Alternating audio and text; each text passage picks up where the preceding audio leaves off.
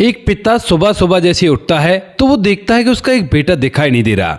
अब जब वह अपने बेटे के बारे में पता करता है तो उसका कोई भी अता पता नहीं होता है और इस बात को देखकर वह काफी ज्यादा परेशान हो जाता है। लेकिन वहीं गांव में एक और घर होता है जिस घर के अंदर एक बेटी होती है और वो बेटी भी कहीं पर दिखाई नहीं दे रही थी। उसके घर वाले भी इधर उधर जांच पड़ताल कर रहे थे और यह बात देखकर यह बात जाहिर हो जाती है कि शायद उसका बेटा उसकी बेटी के साथ भाग गया है और अब वो शायद वापस नहीं लौटेगा। लेकिन उसके बाद भी पिता को न जाने कैसी घबराहट होती है और उसी वजह से वह पुलिस स्टेशन जाता है और अपने बेटे को ढूंढने की गुहार लगाने लगता है। जब उसके बेटे को ढूंढा जाता है तो यहाँ पर एक ऐसा राज खुलता है जिसे देखने के बाद गांव वाले ही क्या इलाके वाले भी पूरी तरह से हैरान हो गए थे, साथ में पुलिस वाले भी हैरान हो गए थे। क्या हुआ था ऐसा, पूरी सच्चाई के बारे में जानने के लिए वीडियो को अंत तक जरूर देखें। नमस्कार दोस्तों, मेरा नाम है जीतू और आप लोग देख रहे हो जीतू सुदेश चैनल। वीडियो को ज़्यादा से ज़्यादा शेयर करें और चैनल को सब्सक्राइब करना ना भूलें ताकि मेरा हौसला बढ़ता रहे। उत्तर प्रदेश के मुरादाबाद जिले के अंदर एक थाना पड़ता है पाकबड़ा। पाकबड़े थाने के अंतर्गत एक गांव आता है जिस गांव के अंदर एक अरमान नाम का लड़का रहा करता है। अरमान के घर में उसके पिता हैं जिनका नाम हनीफ है और उसके भाई बहन हैं जिसमें से 5 उसके भाई हैं और उसकी 4 बहनें हैं। बड़े बड़े 2-2 भाइयों और 2-2 बहनों की शादी हो चुकी है और शादी होने के बाद वो अपने जीवन को आराम से व्यतीत कर रहे हैं। लेकिन वहीं पर जो अरमान होता है वह जब अपनी पढ़ाई लिखाई कर लेता है तो 2021 में सोचने लगता है कि क्यों ना मैं अब विदेश जाकर पैसा कमाऊं। तो इसी वजह से अपने घर वालों से बात करता है और घर वाले भी इसकी बात के लिए एग्री हो जाते हैं। जो अरमान होता है वह दुबई चला जाता है काम करने के लिए और वहीं पर रहकर पैसा कमाने लगता है। अब चूंकि जो आदमी देश से बाहर रहता है तो उसे अपने घर वालों की या अपने देश वालों की याद आया करती है और इसी वजह से वो ज़्यादातर अपना समय सोशल मीडिया पर बिताया करता है। अब जैसे वो सोशल मीडिया पर समय बिताया करता है तो वहीं पर उसी के गांव की एक लड़की जिसका नाम काजल होता है, जो कि एक प्राइवेट स्कूल में टीचर है, उसकी आईडी उसे दिख जाती है और उसके बाद वो उस पर फ्रेंड रिक्वेस्ट भेज देता है। अब यहाँ पर जो काजल होती है वह उसकी रिक्वेस्ट को एक्सेप्ट कर लेती है और उसके बाद दोनों में एक दूसरे से बातचीत होने लगती है। स्टार्टिंग में बात कुछ ऐसी होती है कि क्या कर रही हो, कैसा है, गांव वैसा ही है जैसा मैं छोड़कर आया था, और उसके बाद ये बातें और कुछ आगे बढ़ने लगती हैं। यानी कि यहाँ पर अब खाना पीना खाने की पूछने की बातें होने लगती हैं। इधर जो काजल होती है वह भी उससे पूछती है कि ये बताओ तुम वहाँ पर क्या कर रहे हो और कैसे कैसे गए थे, कितना पैसा कमाया करते हो। तो सारी की सारी बातें दोनों के एक दूसरे के समझ में आ जाती हैं और दोनों को एक दूसरे की कंडीशन समझ में आ जाती है। काजल के घर में उसके 3 भाई हैं जिसमें से एक भाई तो उसकी अपनी ससुराल में रहा करता है और 2 भाई घर पर ही रहा करते हैं। काजल खुद पढ़ लिख कर एक प्राइवेट स्कूल में टीचर का काम किया करती है और उसके घर में उसके माता पिता हैं। इधर जो अरमान होता है उसके बारे में भी काजल को सब कुछ पता था क्योंकि वह उसी गांव का था जिस गांव की काजल थी, तो इसी वजह से उसे ज्यादा कुछ बताने की जरूरत नहीं पड़ती है। इसके बाद उन दोनों में बातचीत होती है और बातचीत का सिलसिला कुछ ऐसा होता है कि वो सोशल मीडिया से व्हाट्सएप पर आते हैं और व्हाट्सएप से फिर एक दूसरे का नंबर ले लेते हैं और फोन नंबर से एक दूसरे को बात किया करते हैं। धीरे धीरे समय बीतता है और समय के साथ साथ इन दोनों के बीच में प्यार परवान चढ़ने लगता है और ये दोनों एक दूसरे से गहरा वाला प्यार कर बैठते हैं।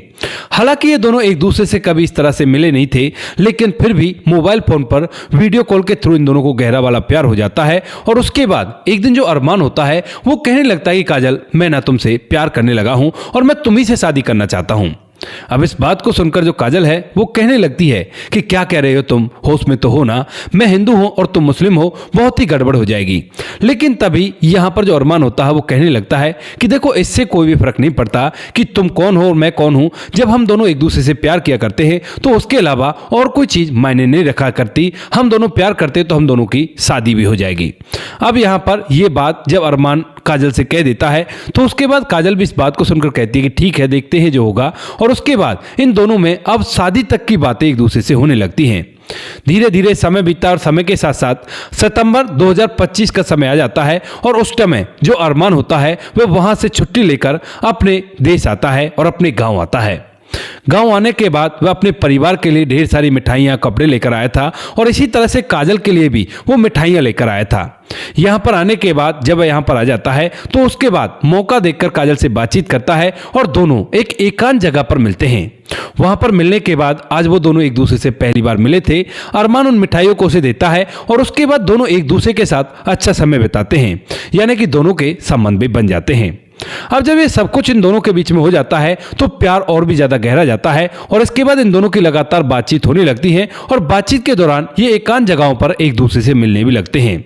हालांकि अभी किसी को कुछ भी नहीं पता था, यहां तक कि अरमान के घर वालों को भी ज्यादा इसके बारे में नहीं पता था। बस इतना पता था कि हाँ, ये उससे बातचीत किया करता है और ये उसी से शादी करने के लिए बोल रहा था। जबकि अरमान के पिता कहते हैं कि बेटा ऐसे कैसे होगा, तो वो कहता है कि वो सब आप मुझ पर छोड़ दो। धीरे धीरे समय बीतता है और समय के साथ साथ जो अरमान के पिता हनीफ होते हैं वो कहने लगते हैं कि बेटा अब तू दोबारा नहीं जा रहा कमाने के लिए। तो उसके बाद जो अरमान होता है वो कहता है कि नहीं पिताजी, अब मैं बाहर नहीं जाऊंगा, मैं यहीं पर रहकर कोई काम देखूंगा। क्योंकि जो अरमान था उसके दिलो दिमाग में काजल बसी हुई थी और वह तो यहीं पर रहकर काजल से शादी करना चाहता है, जैसे भी उसकी शादी हो, और उसके साथ अपने जीवन को व्यतीत करना चाहता है।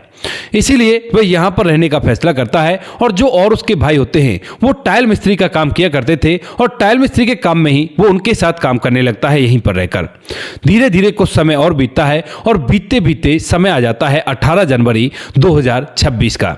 18 जनवरी 2026 को काजल और अरमान की एक दूसरे से बात होती है और बातों के दौरान जो काजल है वो कहने लगती है कि मैं ना तुमसे नाराज हूं।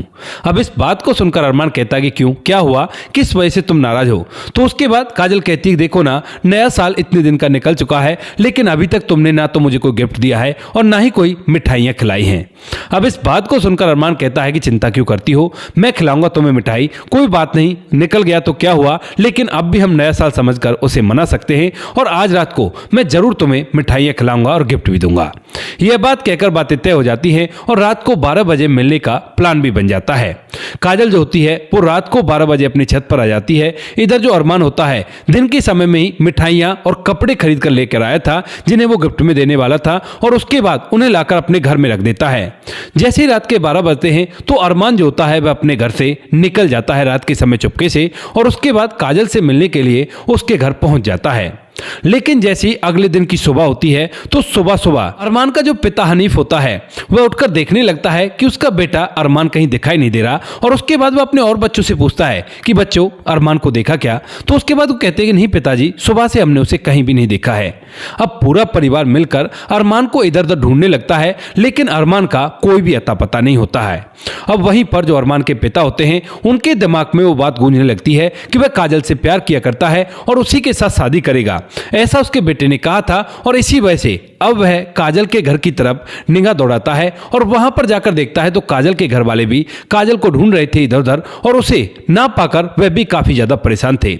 अब ये बात देखकर जो अरमान का पिता होता है वह समझ जाता है कि उसका बेटा उनकी बेटी को लेकर भाग चुका है और अब तो शायद वो वापस अभी नहीं लौटेगा।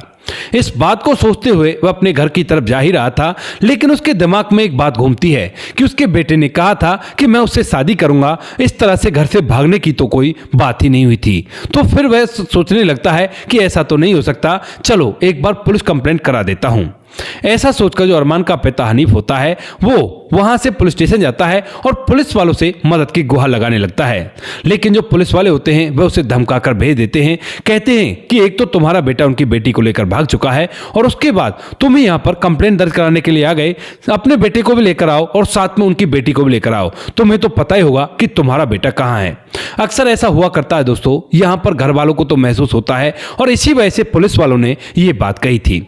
उसके बाद जो अरमान का पिता होता है हनीफ, वह वापस घर तो आ जाता है लेकिन उसका दिल नहीं मानता क्योंकि उसका बेटा जो कहा करता था वही किया करता था।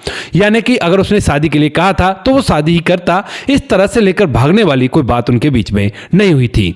तो इसी वजह से जो हनीफ होता है वह सोचता है कि बेटा कहीं ना कहीं कोई ना कोई मुसीबत में है और इसी वजह से यहाँ पर जो पिता होता है उसका मन नहीं मानता और वह सीधा वहां से बड़े अधिकारी पुलिस के पास पहुंच जाता है और वहां पर जाकर मदद की गुहार लगाने लगता है।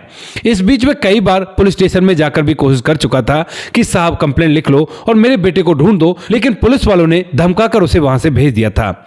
जब वह बड़े अधिकारी के पास जाता है तो उसके बाद बड़े अधिकारी इस मामले को संज्ञान में लेते हैं और यहां से फौरन पुलिस वालों को इत्तला करते हैं, कहते हैं कि जो भी उन्होंने किया है उस पर अच्छी तरह से कार्रवाई करो और पता लगाओ कि वो लोग कहां हैं क्योंकि काफी ज्यादा परेशान हैं। इस बात को सुनकर जो पुलिस वाले होते हैं वह अब इस केस पर काम करने लगते हैं। अब चूंकि अरमान का पिता तो बार बार उनके पास आ रहा था कि मेरे बेटे को ढूंढ दो, लेकिन वहीं पर जो काजल होती है उसके घर वाले अपनी बेटी की गुमशुदगी की रिपोर्ट दर्ज करवाने के लिए उनके पास नहीं आए थे। और यहीं से पुलिस वाले सोचने लगते हैं कि सबसे पहले उनसे पूछताछ करते हैं कि वो क्यों नहीं आ रहे थाने अपनी बेटी की रिपोर्ट दर्ज करवाने के लिए। इसी वजह से यहाँ पर जो पुलिस वाले होते हैं वो सीधा काजल के बड़े भाई महेश के पास जाते हैं और वहां पर जाकर उनसे बातचीत करने लगते हैं। हालांकि पूरा परिवार था, लेकिन बातचीत महेश ही कर रहा था।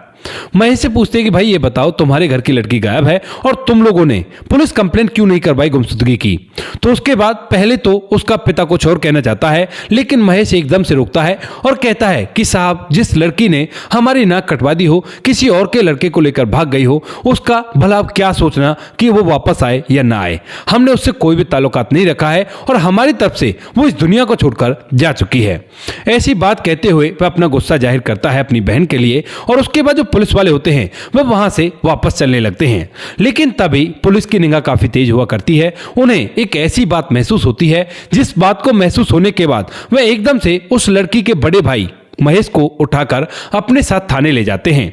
यहां पर जाने के बाद वह उसे सख्ती से पूछताछ करते हैं और पूछताछ करने के बाद एकदम से वह पूरी कहानी पुलिस वालों को बयां कर देता है, जिसे सुनने के बाद पुलिस वाले तो का गांव वाले भी हैरान हो गए थे, क्योंकि जब महेश को वो लोग उठाकर ले गए थे तो गांव वाले कह रहे थे कि एक तो इनकी बहन घर से लापता हो गई है और उसके बाद पुलिस वाले इन्हीं को उठाकर ले जा रहे हैं। लेकिन जब कहानी निकल कर आती है तो वो लोग भी समझ जाते हैं कि पुलिस को पुलिस यूं ही नहीं कहा जाता। दरअसल पुलिस वाले जब उनसे बात करके वहां से वापस लौट रहे थे तो यहां पर महेश के यानी कि जो काजल का बड़ा भाई होता है उसके चेहरे पर एक अजीब सी शंका के भाव उन्हें दिखाई दे जाते हैं और जो बातें वो बता रहा था वो ऐसे लग रहा था कि जिन बातों की काफी देर से उसने तैयारी की हो। और इसी शक के चलते पुलिस वाले वापस आकर महेश को उठाकर अपने साथ ले गए थे। वहां जाने के बाद जब उसे सख्ती से पूछताछ करते हैं तो महेश बताता है कि साहब हाँ, हमारी जो बहन थी वो इनके लड़के से बातचीत किया करती थी और एक दिन की बात होती है 18 जनवरी 2026 की बात होती है, जिस दिन वो लड़का हमारी छत पर हमारी बहन से मिलने के लिए वहीं पर आ जाता है। अब जैसे ही घर की छत पर कुछ इधर से उठा पटक की सी आवाज होती है तो उसके बाद मैं ऊपर चढ़कर देखता हूं तो वहां पर मेरी बहन और ये लड़का आपत्तिजनक स्थिति में था। उसके बाद मैं अपने दूसरे भाई को बुलाता हूं जो मेरे साथ घर में रहा करता है और हम दोनों जाकर उन दोनों को पकड़ लेते हैं और यहां पर अरमान पर पिटाई लगाने लगते हैं। अब जैसे ही वो लोग अरमान पर पिटाई लगाते हैं तो उसके बाद उनकी बहन भी उन्हें रोकने की कोशिश करती है तो बड़ा जो भाई होता है वो अपनी बहन पर भी हाथ उठा देता है। इसके बाद वह अपने तीसरे भाई जो कि अपने ससुराल में रहा करता था उसको भी फोन कर देते हैं और जब वो लोग वहां पर आ जाते हैं यानी कि वो 3 जन हो जाते हैं और वो 2 जन होते हैं तो उसके बाद वो उन्हें बुरी तरह से पीटने लगते हैं। जब काफी ज्यादा वो उन्हें पीटते हैं तो उसकी बहन जो काजल होती है वो कहती भी है कि भैया हम लोग यहाँ से दूर चले जाएंगे, आप हमें छोड़ दो, हम लोग आपको दिखेंगे भी नहीं। लेकिन यहाँ पर जो भाई होते हैं वो उसकी एक नहीं सुनते हैं और जब देखते हैं कि इसकी हिमायत ले रही है, इसे छोड़ने के लिए कह रही है, तो उसके बाद वो लोग उसे भी पीटते हैं और पीट पीट कर इन दोनों को इस दुनिया से विदा कर देते हैं। उसके बाद जो उसका भाई जो ससुराल में रहा करता था वह एक गाड़ी से आया था और उस गाड़ी को उसने थोड़ी दूर एक गौशाला में खड़ा कर दिया था। तो यहाँ पर तीनों भाई मिलकर उस गाड़ी को घर के दरवाजे पर लेकर आते हैं और वहां पर दोनों डेड बॉडी को उन गाड़ी के अंदर डाल देते हैं। वहां से वह एक नदी के किनारे जाते हैं, वहां पर एक जगह होती है, उस जगह पर एक गड्ढा खोदा जाता है और गड्ढा खोदने के बाद दोनों बॉडीज को एक ही गड्ढे में डाल दिया जाता है। पहले तो अरमान को डाला जाता है और उसके बाद उनकी बहन काजल को उसके ऊपर डाल देते हैं। उसके बाद वो गड्ढे को भरते हैं और गड्ढे को भरने के बाद वापस से जो भाई बाहर से आया था वो तो बाहर ही चला जाता है और ये लोग घर के अंदर ही रहते हैं। इसी वजह से किसी को कानों कान इस बात के बारे में खबर नहीं होती है। और उसके बाद जो पुलिस वाले होते हैं वो महेश को तो वहीं से अरेस्ट करते हैं और उसके बाद उनके दोनों भाइयों को भी अरेस्ट कर लेते हैं। अरेस्ट करने के बाद पुलिस जो होती है निशानदेही पर जाती है और वहां पर जब गड्ढा खोदती है तो गड्ढा खोदने के बाद काजल और अरमान दोनों की बॉडी उसी गड्ढे के अंदर से मिल जाती है और यहाँ पर एक क्राइम पूरी तरह से सिद्ध हो चुका था। इसके बाद पुलिस वाले बॉडीज को तो पोस्टमार्टम के लिए भेज देते हैं और तीनों भाइयों को कार्रवाई करने के लिए अब जेल में भेज दिया जाता है। हालांकि इसके बाद काफी सारे लोग इकट्ठा होते हैं, तरह तरह की बातें निकल कर आती हैं। कुछ लोग तो लड़के वालों की तरफ से होते हैं, कुछ लोग लड़की वाले की तरफ से होती हैं और स्थितियां कुछ झगड़े जैसी बन जाती हैं।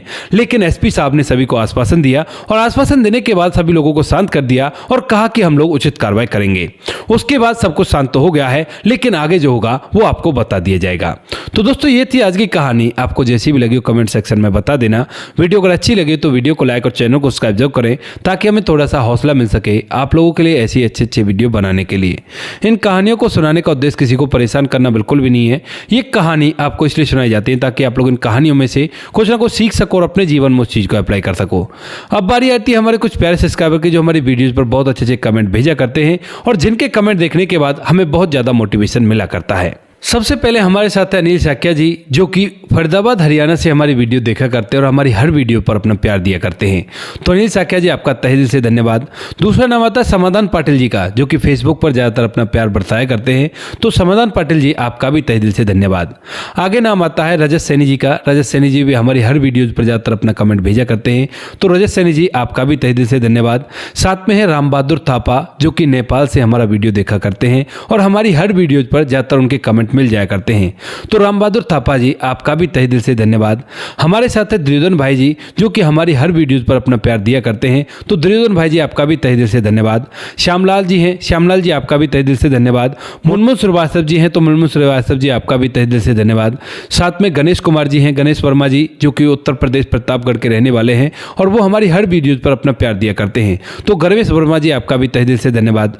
बाकी जो लोग रह गए हैं वो लोग बुरा ना माने, आने वाली किसी वीडियो में आप लोगों के नाम भी आ जाएंगे। आप लोग इसी तरह से हमें सपोर्ट करते रहिए और हम आपके लिए ऐसी अच्छी वीडियो बुलाते रहेंगे। मिलते हैं किसी नेक्स्ट वीडियो नए टॉपिक के साथ। तब तक के लिए जय हिंद, जय भारत, जय हिंदुस्तान।